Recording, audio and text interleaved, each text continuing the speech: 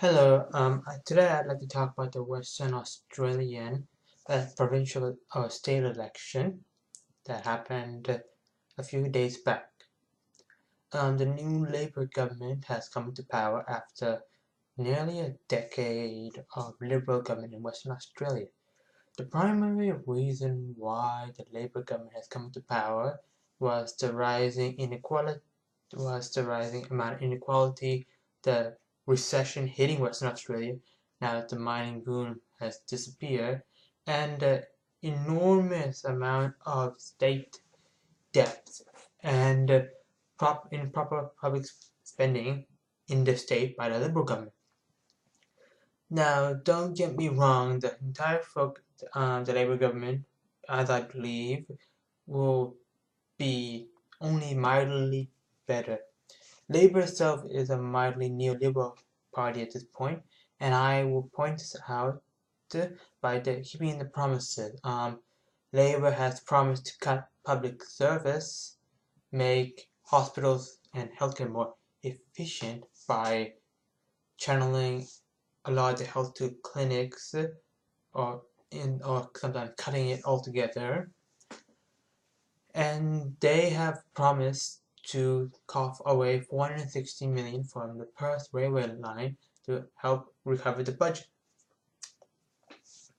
Altogether, this means that the Labour government that is coming to power is a part of the Labour right government, or as I like to call it, early Howard-type government.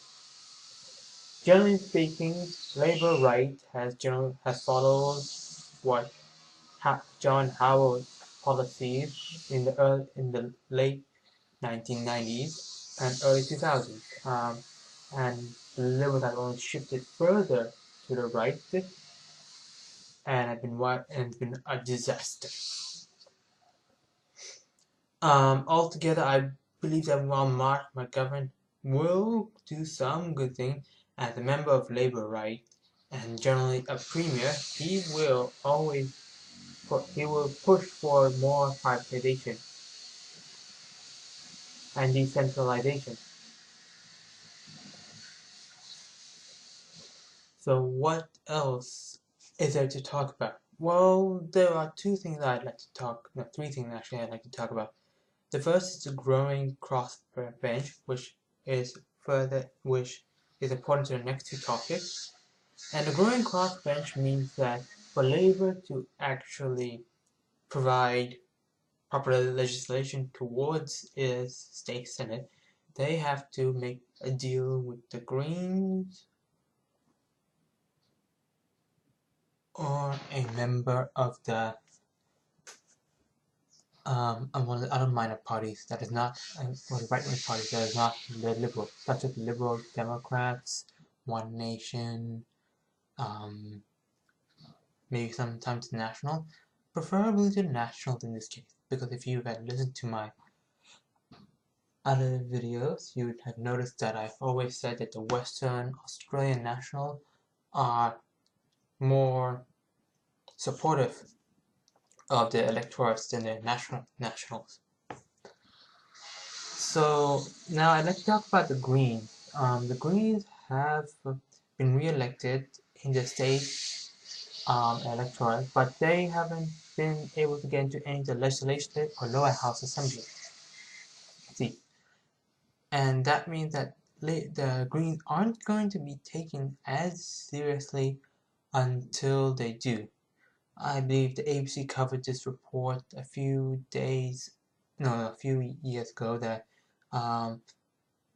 people and the news network will start covering the Greens more when they start taking away inner cities electorates more often and continue this trend from Labour. If they're taking Batman, Kooyong even, let's see what else, Melbourne Port, Sydney, North Sydney, anything like that, then they'd be a force to be reckoned with. But unfortunately, the Green vote is very concentrated in certain urban areas of every state. Now, I'd like to also talk about my third analysis, and that is One Nation. I'm bringing up One Nation quite a bit in my videos because even though I prefer not to do so, I believe that they are starting to be a force to be reckoned with. But if what their behavior is like in the Western Australian legislative election and the campaign is similar in the following year, then they will diminish in strength. First and foremost is anti-vaxxer comments. One Nature's base is primarily rural and older people, older white, and these people have history or have memories of people of their parents, grandparents, friends, and relatives suffering from preventable diseases with vaccine. And I don't understand why One Nation decided to jump on this anti-vaxxer comment. Anti-vaxxer comments and the policies of such are for middle-class people.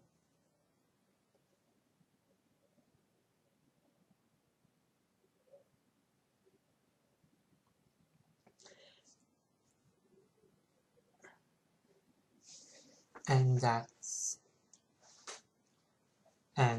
one of the reasons why, where they were predicted to get around 13% of vote, they only got 4.7%. The second reason was because of Pauline Hanson's support of penalty rate cuts. Now, penalty rate cuts are widely unpopular in Australia, and they have been really unpopular. So, the third reason was because of her preference deal with the Liberal.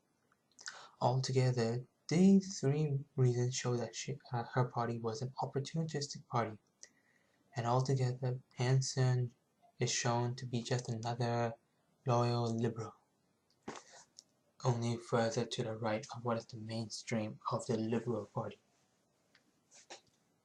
As a result, for Hanson and a One Nation party to rise or continue its trends, they have to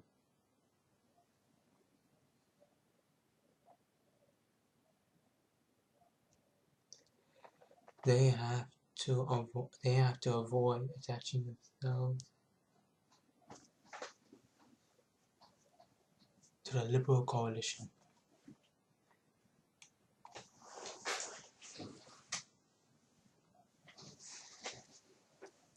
And that means that they cannot make such preference deals in the near future. Altogether, unless Pauline Hanson makes a very strong stance on several issues that matter to a lower class or working poor electorate, then she's going to lose the votes that she needs. Thank you.